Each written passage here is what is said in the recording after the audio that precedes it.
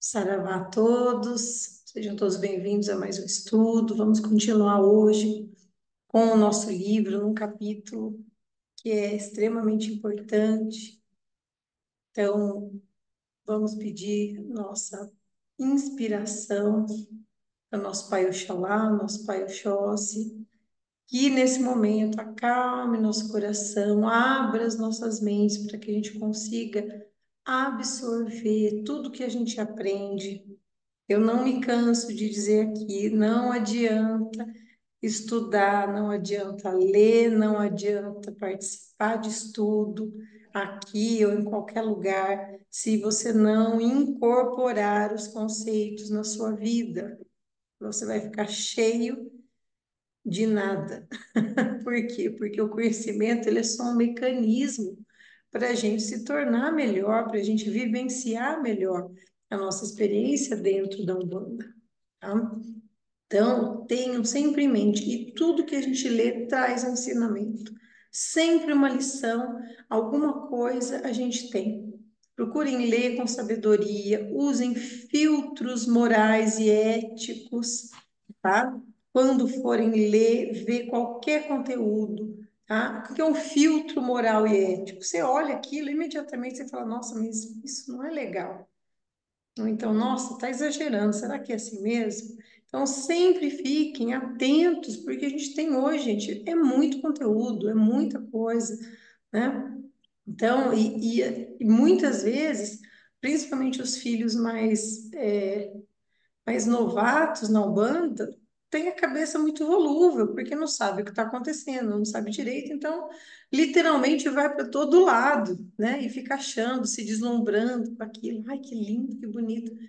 Gente, a Umbanda, ela é linda e maravilhosa, mas não é aquilo que a gente vê. Eu sempre falo, a Umbanda é o que você vê quando você fecha os olhos e não quando você está com os olhos abertos. Procurem sempre observar isso no terreiro, durante as giras, que vocês vão entender do que eu estou falando. É de olho fechado que você sente e você vê realmente o que está acontecendo dentro de um terreiro, né? Então, nós paramos num ponto em que o Cavaleiro da Estrela da Guia, ele tinha que ajudar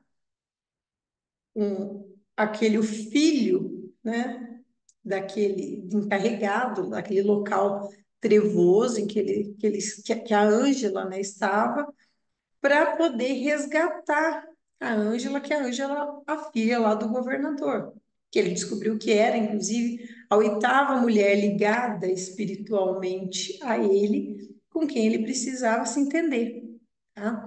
Então, o que que ele fez? Ele foi até o mestre Han, lá no Templo Dourado, para aprender como despertar aquele espírito que estava transformado em uma serpente em cima do túmulo, né, de Ruth, de João de Mina e do seu filho, que foi por ele assassinado. Então, foi uma cena muito marcante, né, no primeiro livro, na verdade, O Poder Dividido. Então, quando ele voltou, então, ouvindo, o mestre Han ensinou ele como fazer, como acessar o mental daquele espírito. Eu já falei para vocês que alguns espíritos ficam em looping, né? Ficam num looping daquele sentimento negativo e ninguém consegue acessar.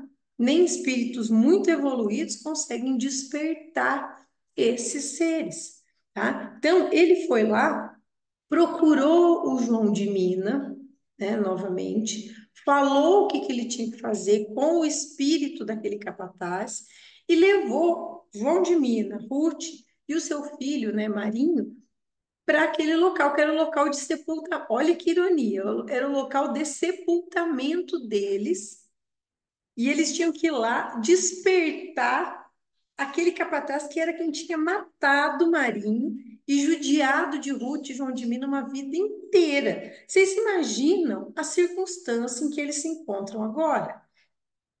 Parem para pensar, né? Quando ele se aproximou daquela cascavel enorme, ela armou as presas para ir atacar o cavaleiro descido da guia, e ele orou nesse momento. Quando ele começa a orar, cai sobre ele uma luz cristalina sobre o seu espírito, e essa luz lentamente foi aquietando a cascavel, que era o espírito do capataz.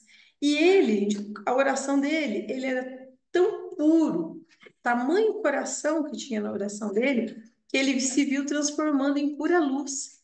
Então, com a fé que ele tinha no Criador, ele elevava a sua vibração e, com isso, a sua forma plasmada ia se dissolvendo e ele ia se tornando luz. Tamanha era a vibração desse espírito de amor em oração naquele momento. Então, gente, vocês não pensem que é assim, eu vou orar, mas a gente ora, gente, não é.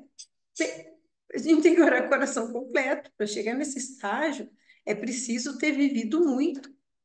Eu gosto muito para vocês olharem com outros olhos certas coisas, mas eu não sou uma pessoa da Bíblia, vocês sabem disso, não sou estudiosa, nunca fui estudiosa da Bíblia, mas tem uma frase que é atribuída na Bíblia, que Jesus diz que aquele que mais pecou é aquele que consegue amar mais. Por quê? Porque quem erra e depois consegue observar e aprender com seu erro, é aquele que consegue se tornar realmente compreensivo com o erro do outro. Se você não vestir o sapato do outro, você não sabe que tanto que ele aperta. E é simples assim. E aí você aponta o dedo e julga a pessoa.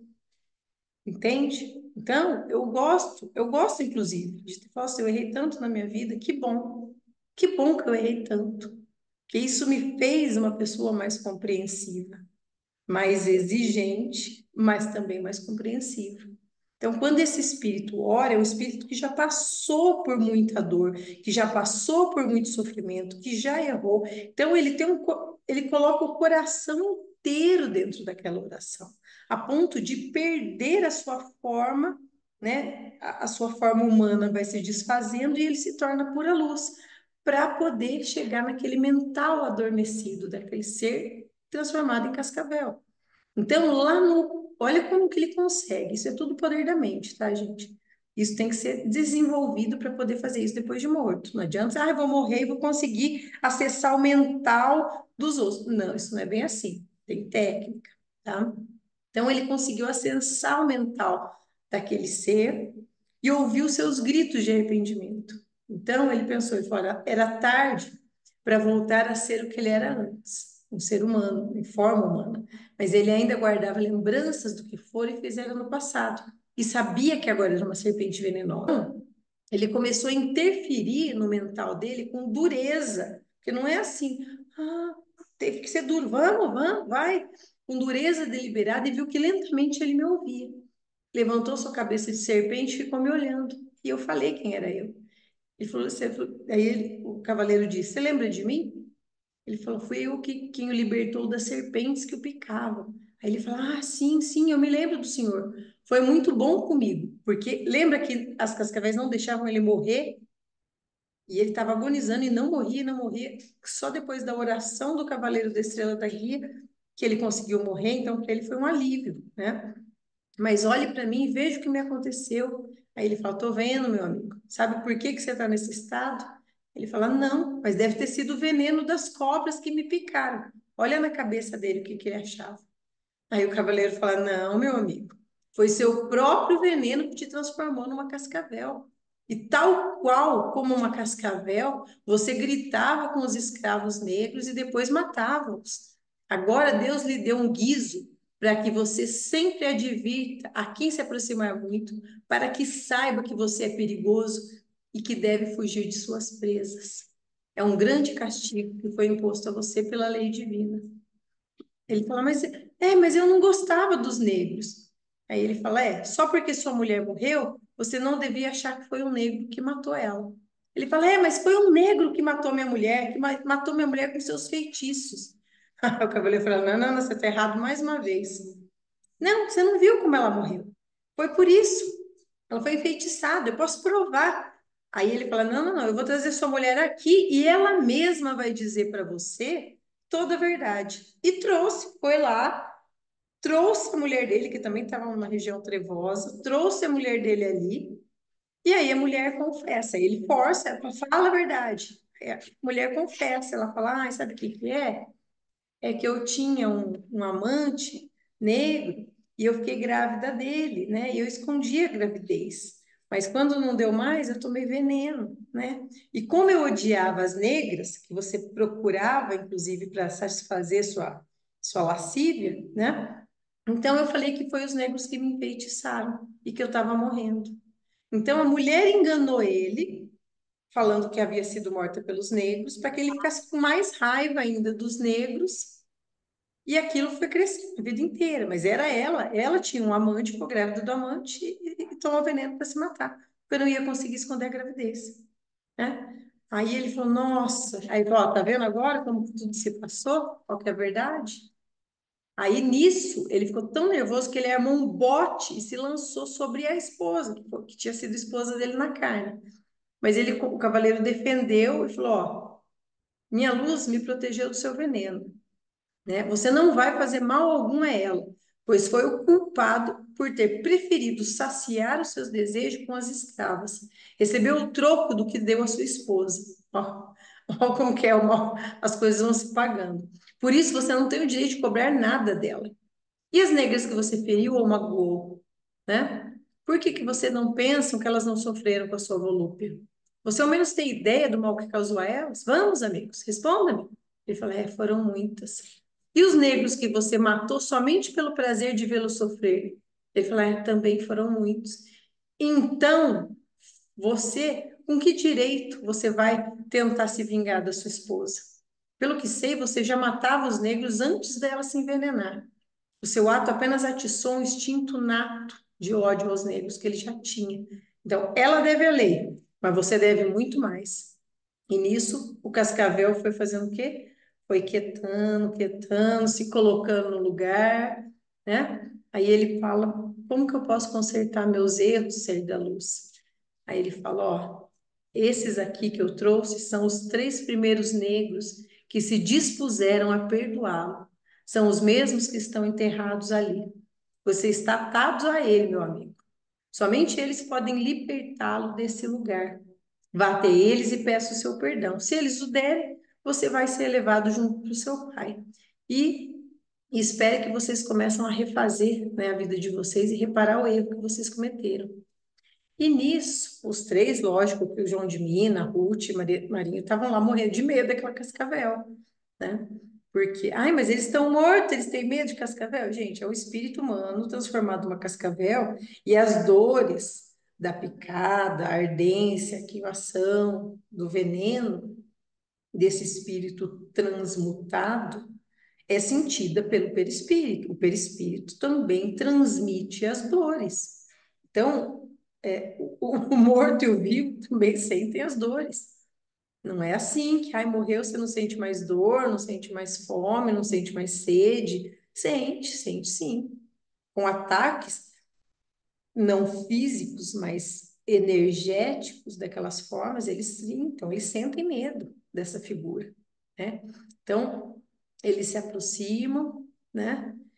E o João de Mina, depois de fazer uma oração forte também, se aproximou, ele falou, ó, se vocês conseguirem reprimir, se vocês conseguirem perdoar esse ser e dominar o nojo e o asco que vocês sentem por ele agora, por essa forma que ele tem, então vocês também terão o domínio sobre todos os seres rastejantes, que era uma magia que o pescador já dominava, né? E quando ele se aproximou, ele tocou a mão da cascavel com a mão esquerda, né? Dominou o medo, o asco e perdoou aquele ser do fundo da sua alma. E depois disso, ele, os 3 repetiram, os 3 conseguiram fazer isso, e aí ele conseguiu, esse ser cascavel conseguiu sair daqueles, de onde ele estava, ali enrolado naqueles tubos. Aí o cavaleiro olha para ele e fala: agora está na hora de você recomeçar do nada, meu amigo. Você está preparado? Ele fala: sim, mas eu não sei como. Ele fala: eu vou te ajudar. Vou cuidar, vou ajudar você o que for possível. O resto depende de você. E aí, quando ele se volta, né? Conversa lá com o João de Minas, se despede, e quando ele se volta para olhar a Cascavel está enrolada na perna esquerda dele. E ele falou: por que que você fez isso, amigo? Ele falou: ah, aqui eu sei que ninguém vai me atingir, né? E do seu lado eu saberei como refazer o meu passado. Ele falou: ah, tá bom, se isso te agrada, fica aí. Mas quando eu precisar da sua ajuda, você vai fazer o que eu ordenar, né? Então, e quando eu não puder te levar comigo, você vai ficar junto com seu pai, tá bom? Tá bom. E ele fica lá enrolado na perna do cavaleiro. Imagina a cena, gente. Enrolado na perna do cavaleiro da Estrela daqui. Porque, querendo ou não, era alguém que ele via a possibilidade de recomeço e uma proteção. Porque mesmo nas trevas, esse ser transformado em cascavel era um ser odiado, temido, todo mundo tinha medo, tinha asco, tinha nojo, né? Então ele falou: não, tá bom, eu vou vigiar sua retaguarda e ninguém vai te trair. Eu vou avisar. Ele falou: então tá bom, vamos lá ver o seu pai. Quando chegaram para ver o pai dele, ele falou: ó, eu trouxe seu filho. Ele falou: cadê? Ele falou: tá aqui, ó, enrolado na minha perna. Ele falou: não, meu Deus, esse é meu filho. Ele falou: esse é seu filho. E aí, depois de um. Até o pai dele tinha aquele, nossa, né? Nojo, asco e tudo mais. Ele fala: meu Deus, como é que eu vou acostumar meu filho com a sua aparência? Aí ele fala: olha, você se acostuma, né? E ele foi, eles conversaram, né, com o pai, deixou ele lá conversando com o pai e foi até a Ângela para se reconciliar com ela, né? Mas o que que acontece? Quando ele chegou lá para falar com a Ângela, porque agora, como o senhor daquele local deu passagem livre para ele, falou: ó, você trouxe meu filho de volta, então você pode levar quem você quiser daqui, né? Aí ele foi até a Ângela e a Ângela não queria falar com ele de jeito nenhum. Ele ficou lá por dias em silêncio porque ela não queria conversar com ele. Até que, depois de um tempo, ele fingia que estava dormindo para poder escutar os pensamentos dela. Uma mulher se aproximou dele e falou: ai, ai, por favor, eu estou vendo que você é a única pessoa que está tranquila aqui nesse lugar. Me ajuda a dormir porque eu não durmo, eu não consigo dormir. E aí ele falou assim: olha, minha irmã, você não dorme por causa dos seus erros do passado, e você não dorme porque você não consegue enxergar que você errou e se perdoar. Eu não errei nada, essa coisa é culpa dos outros. Gente, vocês estão vendo que no mundo dos vivos, no mundo dos mortos, em maior ou menor grau, a maioria das pessoas que sofre é justamente porque não olha para o seu umbigo e despeja a culpa de todos os seus problemas nos outros. É a vitimização. A vitimização, gente, é uma coisa péssima para a evolução de qualquer ser humano. Ai, minha vida não anda.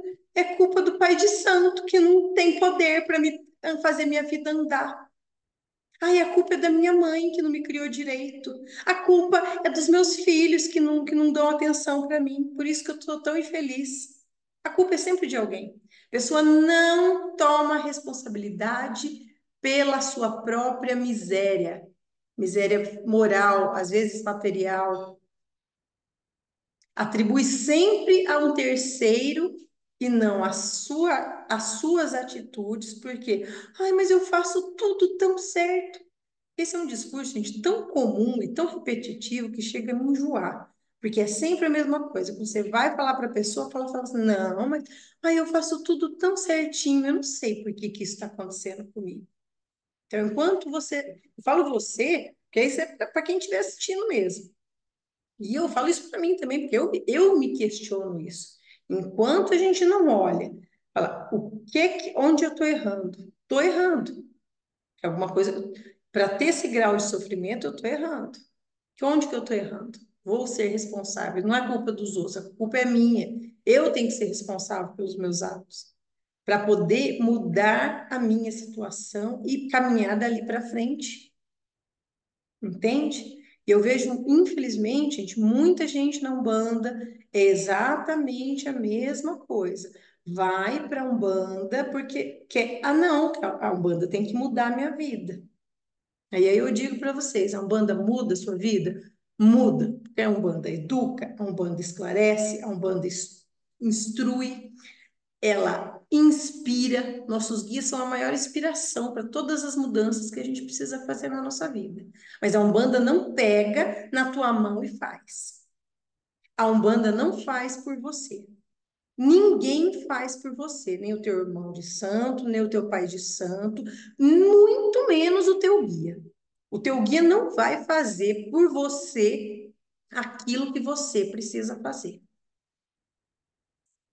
Ai, mas eu tô me sentindo tão mal ainda. É, ó, você tá tendo tudo, como diz o vô. O prato tá na mesa, a comida é farta, e você fala, ai, acho que eu não quero essa comida, não. E você reclama que tá com fome. Entende? O vô usa muito essa metáfora, né, da mesa posta e do filho que reclama da comida, que quer colocar a colher na boca do outro porque acha que a comida do outro é mais gostosa, entende? E isso aqui que o cavaleiro está falando para essa mulher e para tantas outras pessoas que cruzam o caminho dele é sempre exatamente a mesma coisa. O erro é sempre dos outros, nunca é da pessoa. É sempre alguém que causou aquele infortúnio, que deixou a pessoa daquele jeito, e a pessoa não se vê responsável pelas atitudes que tomou. Entende? Então, ele ajuda a mulher, depois com muito custo, ele consegue fazer a mulher dormir, a mulher começa a melhorar a sua vibração, e com isso ele consegue auxiliá-la, faz ela dormir. E Ângela, vendo tudo isso, dá abertura também para ser socorrida. Eles conversam muito. Os dois contam suas histórias, porque ela conta tudo o que aconteceu com ela. Quando ela se casou com um homem que não amava, ele ficou sabendo que ela, Ângela, amava o cavaleiro, que era o senhor Macedo, naquela ocasião. E aí o marido desperta um ódio por ela, e ela fica com mais raiva dele ainda, do Cavaleiro da Estrela da Guia. Por quê? Ela casou com um cara que não ama, o cara sabendo que ela amava o outro, começou a judiar dela, e ela atribui tudo isso culpa dele, do Cavaleiro da Estrela da Guia. Então ele conta tudo o que aconteceu, que ele amava a Sara desde criança, que ele queria casar com ela, que ele não podia, né, ter casado com o Ângelo. Então, assim, os dois se entendem, se esclarecem, contam as suas histórias um para o outro em detalhe, né? E a partir daí os dois decidem, não, então vamos, né? Eu te ajudo, Ângelo, nós vamos ter outro caminho. E ela decide sair dali, porque ela achava que ela não podia. Inclusive, ela tem muita dificuldade para voltar a andar. Ele tem que ajudar ela e a outra mulher que ele socorreu a ajudar a que elas voltem a caminhar. Elas estavam ali prostradas naquele lugar há muito tempo, né, séculos, na verdade, já, e elas não conseguiam. Então, ele consegue refazer pouco a pouco, né? Ajudou as duas a melhorarem a sua forma e vão para a crosta terrestre. Não é um lugar físico, tá, gente? Só para você entender, porque agora ele vai para um outro capítulo que fala a caminho da luz. Então, não é um espaço físico. Não é que está lá, se você cavar lá 700, 1000 metros, você vai chegar nesse lugar. Mas é uma dimensão, tá? Equivalente aí do nosso planeta Terra. E quando essa dimensão se aproxima da crosta, que é da superfície da Terra, é aqui como se fosse o zero, tá? Não é uma dimensão física, lembra novamente, né? Não é físico. Não é que eles estão aqui todos o tempo inteiro. É em uma outra dimensão, tá? Mas o marco é sempre a camada da crosta terrestre. Então, esse seria o zero, para cima o positivo e para baixo as camadas negativas de energia, tá?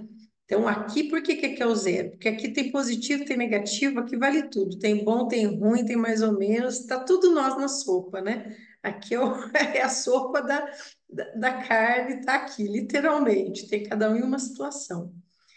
E o cascavel vai junto, obviamente, com eles, para proteger. Inclusive, eles entram lá numa enrascada lá, chegando próximo à crosta terrestre, eles encontram um grupo que quer agredir o cavaleiro da Estrela da Guia, né, para escravizá-lo. E aí ele fala, ele tem a espada, né? Então a espada diz. Então, quando ele chega aqui na crosta, o que que ele faz? Ele começa a falar, conversar com elas, explicar, principalmente porque as duas vinham de um contexto da última encarnação, de um período de escravização dos negros. Então, ele foi falar do amor de Deus pelos brancos, negros, amarelos, né? Como que a cor não importava, o pai é fonte de toda a vida e ama a todos. Então, ele começou a falar, né, do amor de Deus, das coisas bonitas do amor de Deus, né? E vai discursando. E ele nem percebeu que em volta dele se formou uma multidão de espíritos que foram atraídos pelo discurso dele, né? Então, inclusive, ele falava com tanta emoção, com tanto amor sobre aquilo, que a forma dele, o perispírito dele, ia se iluminando, ia mudando, ia sendo alterada, né? Então, ele foi falando sobre todas as formas de amor. Ele só parou de falar quando se emocionou muito por ver o pranto nos olhos de todos aqueles espíritos. E era o pranto daqueles que não haviam amados ou sido amados, daqueles que não souberam amar e ser amados. Era o choro dos que não se deram bem no amor e por isso choravam agora. Então ele se calou, fechou os olhos e elevou os pensamentos ao Pai Eterno e pedia por aquelas almas que sofriam por causa das coisas do amor. Ele não percebeu que alguém havia se aproximado deles. E ao abrir os olhos, ele viu, sim, ela estava pairando em uma nuvem azulada. Era minha sereia encantada. Bom, você sabe quando ele fala disso, ele está se referindo a Iemanjá. É uma encantada, elevadíssima de Iemanjá. Como estava bela minha sereia! Se haviam 7 formas de amor, ela era a própria essência do amor. E ainda estava acompanhada do gênio guardião do símbolo do coração, o guardião do amor. Então, ele não fala também que tipo de espírito que é, são espíritos, seres muito elevados. Então, tinha ali uma encantada, um representante altíssimo de Iemanjá e outro da linha de Oxum, um guardião do símbolo do coração. Elas não falaram nada, mas eu li em seus olhares algumas palavras que, se traduzidas, diriam: Nós o amamos pelo amor que tens no amor, nosso pescador. E ele nada respondeu. O pranto que caía dos meus olhos nascia em meu coração. Era fruto do meu amor por elas. Entendam bem qual o tipo de amor que eu tinha por elas. Era o amor às coisas divinas. E eu sabia que elas eram duas das muitas formas do Divino Criador a manifestar-se. Olha só a consciência dele. Então, se nós, as suas criações e filhos amados somos, elas também o são, né? Aí as duas conversaram com ele mentalmente e disseram: Olha a sua volta e veja quantos colheu hoje quando lançou a rede do amor, pescador. E eu olhei e fiquei admirado com a quantidade de almas carentes de amor que havia à minha volta. Aí ele fala: Por que estão aqui tantas almas serem encantadas? São aqueles que até agora nada tinham ouvido ou não sabiam o que era amor. Você despertou em todos eles o amor, quando falou das coisas do amor. Olhe seus corações e veja como estão iluminados. Ainda não se livraram dos erros e dívidas do passado, mas já conhecem as coisas do amor. E quem conhece as coisas do amor consegue harmonizar-se com as outras coisas. Aí ele fala: O que que eu posso fazer por eles agora? Você já fez o que queríamos, despertou neles o amor ao amor. O resto nós faremos apenas pelo amor que você tem pelas coisas do amor. Diga que todos serão levados para um lugar no qual recomeçarão a caminhada rumo ao Criador. Então ele abaixou os olhos em direção a todas aquelas pessoas e disse: Vocês todos serão levados a um lugar onde poderão reiniciar a caminhada sob o símbolo do amor. Que Deus Pai os abençoe todos. E Ângela também foi, né? Ela falou assim, mas eu não posso vê-lo porque você não tem uma forma visível, né? Ela falou, eu estou tão atrasada em relação a você, estou tão afastada por causa dos meus erros. Ela fala, mas o que eu sinto é que eu não possa ter te abraçado pelo menos uma vez.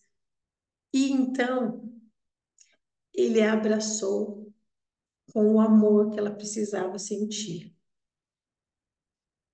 Abraçou, beijou, e quando ela conseguiu se ver, ela que era um espírito todo horrível, ela tinha se transformado numa bela e jovem novamente. Por quê? Porque, gente, é isso que o amor faz com o espírito. Mesmo que por uma fração de segundos, eu tenho certeza que vocês conseguem imaginar alguém que não sentiu amor, alguém tão carente que recebe um abraço sincero naquele momento, seja um amor de homem e mulher, de irmão, de amigo, de pai, do amor que seja, aquilo te envolve a tua alma. E muitos espíritos nunca sentiram isso. Então, espíritos afastados, eles não sabem, eles não têm referência do que é amor. São espíritos que foram maltratados, humilhados, ou maltrataram e humilharam a vida inteira. Eu vou falar para vocês, sem tentar chorar, mas semana passada eu recebi uma visita aqui em casa, o poder de um abraço, da minha madrinha Lúcia, que é minha madrinha de batismo, está afastada da Umbanda já há muitos anos. E ela veio aqui, ela falou assim: ai, filha, que ela ia fazer uma cirurgia e tal, estava preocupada. Mas quando eu vi, eu estava lá em cima, né, eu moro no sobrado. Quando eu vi ela lá em cima, eu desci correndo que nem louca as escadas, assim, ó. E eu abracei minha madrinha, gente. E era um abraço, parecia que eu estava no colo dela, sabe? Era um colo tão gostoso que eu não sabia, eu não sei nem explicar. Mas foi um abraço tão gostoso que nós duas começamos a chorar. Ela começou a chorar, eu comecei a chorar, e a gente só se abraçava. Eu falei, ai, madrinha, quero ficar aqui nesse colo, sabe? É amor. E às vezes aquela fração de segundos num abraço. Não tem aquele, eu gosto tanto do ponto, gente. Na verdade, a gente não canta o parabéns a você na Umbanda. É muito tradicional cantar um ponto, que um abraço dado de bom coração é o mesmo que uma benção. E é o mesmo que uma benção. Um abraço dado de bom coração é uma benção, é uma oração. Então, tem gente que abraça você, que envolve a tua alma, você fala, ai, que conforto, parece que conforta a alma. E esses espíritos, gente, eles precisavam receber isso. E isso despertou neles o olhar para as coisas do amor, para que eles pudessem ser recolhidos e direcionados. Você não recolhe um espírito sobre o símbolo do amor, sobre a energia, a vibração do amor, e começa a falar de amor. Isso são palavras vazias, esse espírito não tem referência. Ele precisa sentir primeiro, para ter referência daquilo que está sendo falado, para ele se conectar, se envolver. Então, eles, depois de tudo isso, ele perdoa a Ângela perdoa eles se entendem, né? E choraram, né? Choraram muito, e ele chorava, ele disse que ele continuaria a chorar até esgotar toda a dor que ele sentia, né?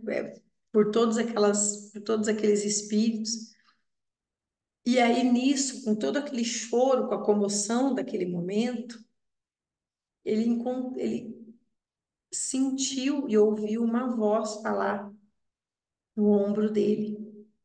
Ele disse: Por que chora, filho meu? Aí ele fala assim: Eu choro as coisas do amor, meu senhor.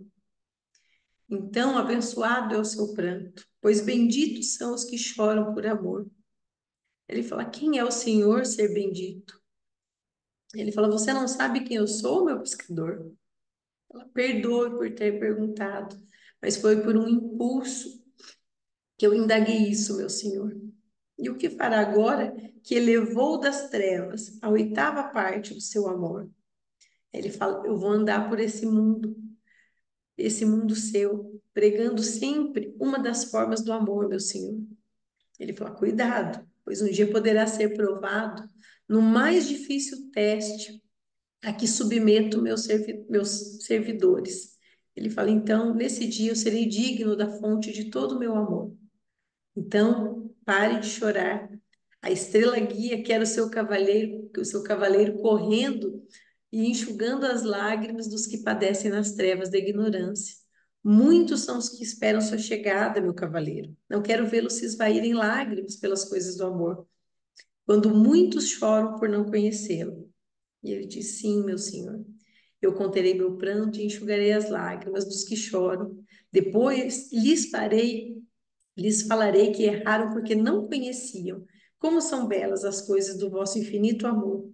E ele fala: sim, como é belo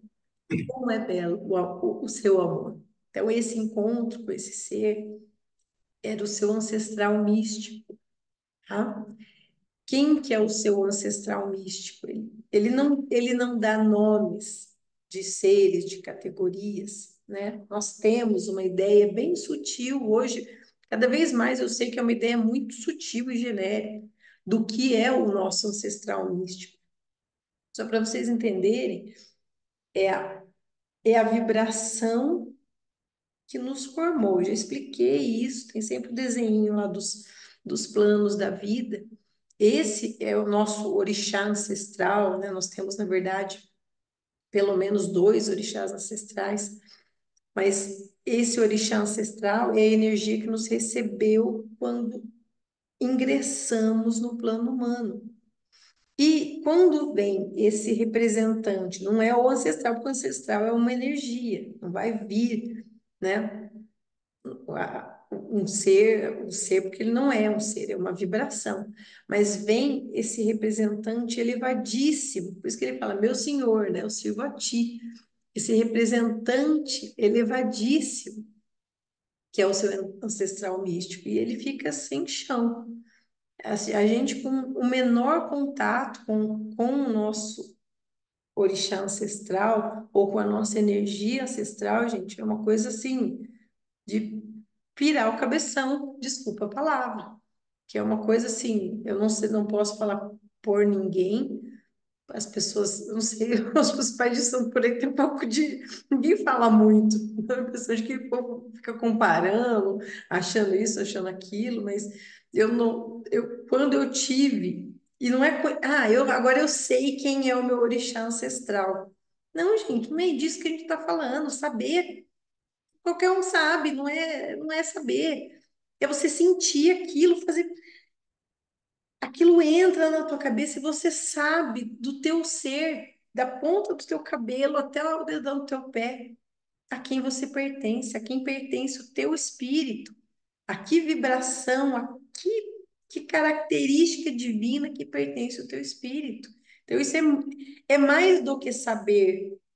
Por isso que eu fico tão irritada quando as pessoas querem saber quem é o orixá. Gente, pelo amor de Deus, eu vou até fazer uma pequena pausa aqui, que ele vai reencontrar a Sereia Encantada agora, senão nós vamos parar de chorar, porque é um choro atrás do outro.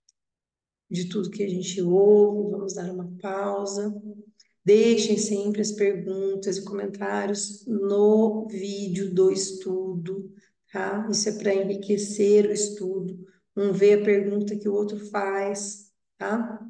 Evitem perguntas no particular, porque geralmente as perguntas no particular se perdem. Eu tenho que repetir para vários filhos a mesma coisa, tá? É cansativo e eu não consigo fazer atender todos dessa forma. Então, deixe sempre as perguntas, evitem falar de coisas muito pessoais, claro, para não se expor, mas deixem sempre os questionamentos, as coisas sempre nos vídeos, que assim que possível eu sempre atendo, tá bom? Então, saravá a todos, fiquem todos em paz, fiquem todos. Hoje não dá para ter muita paz, não, depois de levar uma dessa, né? Mas fiquem, reflitam, pensem, parem e pensem, reflitam naquilo que eu vou estar alertando. Serve para todos, não é para, é para esse, não. É sempre para todos. Bom? Então, saravá para todos e boa noite para quem é de boa noite e bom dia para quem é de bom dia.